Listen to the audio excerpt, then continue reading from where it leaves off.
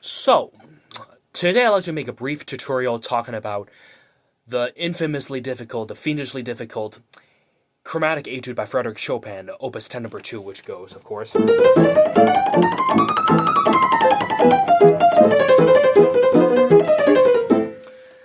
And lasting roughly 1 minute, anywhere from 1 minute 15 seconds to 1 minute 30 seconds, or 35 seconds in most recordings. This is, of course, the most difficult of all the Chopin etudes, far more difficult than the thirds etudes, such as or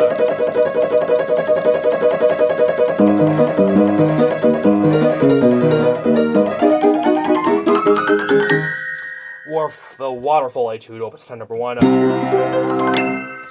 And, of course, a lot of people are asking, how should I tackle this piece? Well, now, first and foremost, obviously, most student pianists, most piano students and amateurs do not have proper technical training, and if you're watching this video, most likely you're among that crowd, and most of them have trouble with finger strength, including these little joints, the last joint, near the joint nearest the tip, collapsing inwards when they play. I can't even collapse mine anymore because I've trained so much, but they collapse inward when they play, therefore it leads to unevenness, loss of control, mistakes, slips, and lack of fluidity in their playing. And this is the main reason why most people cannot play fast, clear, clean, evenly, and in control, and that's a topic for a whole other story. But of course, if you want to work on this etude, attempt this etude, of course, it is very important that you otherwise have already a solid piano technique allowing you to play almost everything else. And keep in mind that even out of the most famous pianists, including Vladimir Horowitz and Arthur Rubinstein, and even Christian Zimmermann, and Martha Argerich, Garrick Olson, and many others, they've never publicly performed this piece or recorded this piece simply because it's far too difficult. Now they're all famous for recording the other great war horses such as Rachmaninoff's Third Piano Concerto, or Tchaikovsky's First, or Gaspard La Nuit by Maurice Ravel, and so forth, but they've never recorded or publicly performed Chopin Etude Opus 10 number 2. For a pretty good reason, because this etude's very exposed, it's very transparent, it's very naked, so to speak, and in a large piece with a big texture, such as, for example, the Liszt B minor sonata, one can perhaps cover up a few slips here and there with because the texture is so large and huge. And the same goes for Rachmaninoff Third, Rachmaninoff Second Piano Sonata, or these other large-scale romantic works. But for the Chopin Etude Opus 10 number 2, this is a piece that is actually very transparent, and it's very transparent. The texture is very thin, it's very transparent, and you can really hear everything. And if you mess up or slip up, one can easily hear, because after all, it's supposed to be a seamless chromatic scale. You slip up, anyone can hear it. And of course, the real challenge, as we all know, is to play the chromatic scale continually using only fingers 3, 4, and 5, and 4 and 5 are the weakest fingers on any hand, and to have constant finger crossing, which is extremely difficult, and I myself haven't played this in a couple weeks, so please bear with me.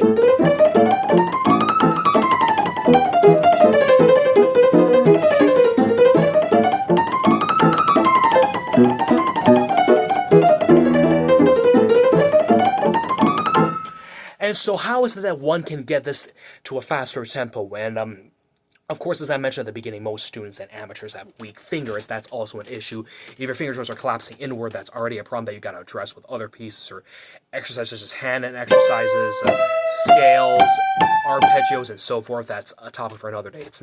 This is not a piece to attempt if you don't even have a largely formed solid piano technique. Keep in mind, even if your technique is strong enough to allow you to execute other pieces like Rachmaninoff Third, Tchaikovsky's First Piano Concerto, Rachmaninoff Sonata number 2, or the Gaspard de la Nuit by Maurice Ravel, or Prokofiev's sonatas, or other great pieces, you can still struggle with this piece because it just poses extreme challenges like no other. It just requires the extensive use of fingers 3, 4, and 5 to play the chromatic scale on the right hand, and the bottom notes at the same time you have to use fingers 1 and 2 to play bottom notes, which is super difficult. And of course,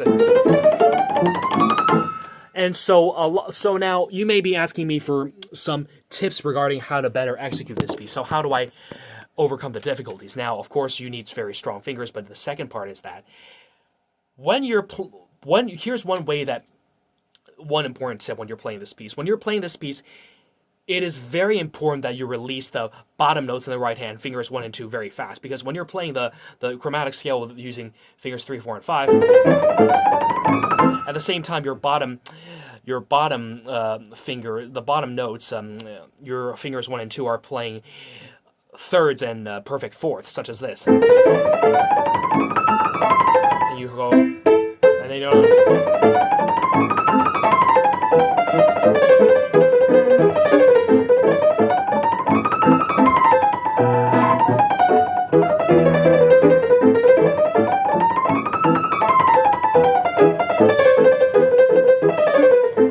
The key is that the bottom notes, fingers 1 and 2, must be released very fast. Whenever you play a chord like this in the right hand, always make sure that you release the bottom notes, fingers 1 and 2, very fast.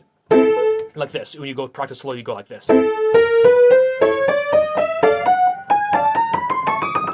Like this.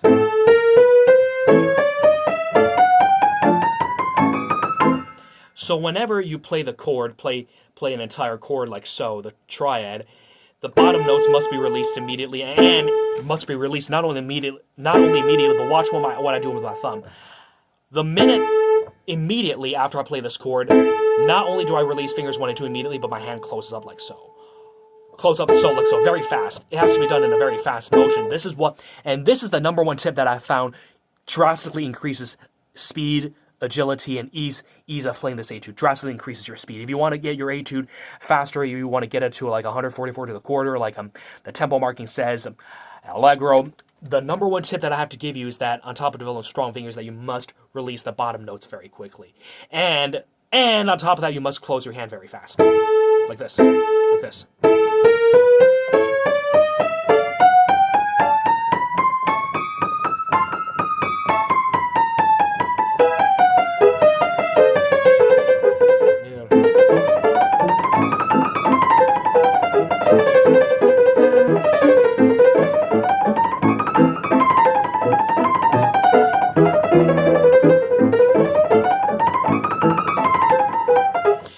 The key is that one must learn to release the bottom notes of the right hand very fast and close your hand immediately and very rapidly. Why is that? Because this is what increases the mobility of your fingers 3, 4, 5. Imagine if I just overhold these bottom notes, and keep my hand open, it just really cripples your hand. If I keep my hand open like this.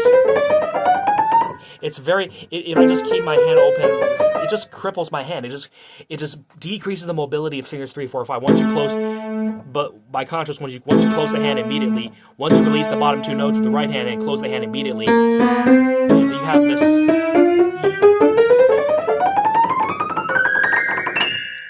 You have this.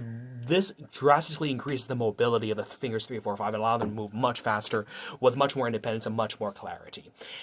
And of course, this is my number one tip. And of course, there are other ways that you can practice this. Of course, keep in mind what we just talked about with releasing fingers 1 and 2, the bottom two notes, and closing your hand rapidly when you play a chord. You can also practice this very fast, but also little by little, like so. Like this.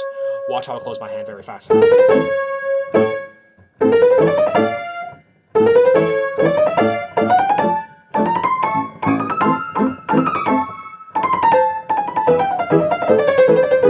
Something like that.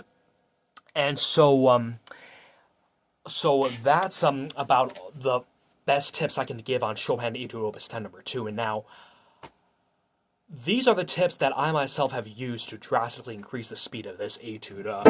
Whenever I play this, when you practice slowly though, make sure that you release the bottom notes very fast and close your hand immediately. Close your hand like so with the thumb tucked in. This is what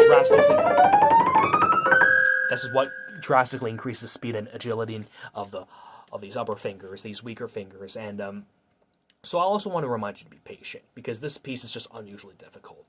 And if not, otherwise, why is that some of the greatest pianists who ever lived, including Horowitz, Rubinstein, and Zimmermann, and Argerich, and so forth, just never performed or recorded this piece in public. And keep in mind that even among some famous pianists, the vast majority of them cannot pull this off. Very few of them can pull it off faster than 1 minute 15 seconds, give or take. I mean, amongst some elite level pianists, most of them at the quickest, at the fastest they can possibly do comfortably while playing clearly, cleanly, with good control, evenly, and so forth, is playing this etude within 1 minute 15 seconds, or if not 1 minute 20 seconds, or even slightly over 1 minute 30 seconds, a minute and a half. And to be able to pull it off extremely fast, like the rare videos like Dmitri Shishkin, or of the Shishkin, I believe that's his name, or Kevin Chen, who recently won second prize in the 2025 Chopin competition. That is just extremely rare, and even among successful pianists, whether it be Pollini, whether it be Yundi Lee, or anyone else, being able to pull off at that speed is incredibly rare. And even Kissin himself is incapable of pulling it off at speed like below 1 minute 10 seconds. So that's all I have to say, and happy practicing.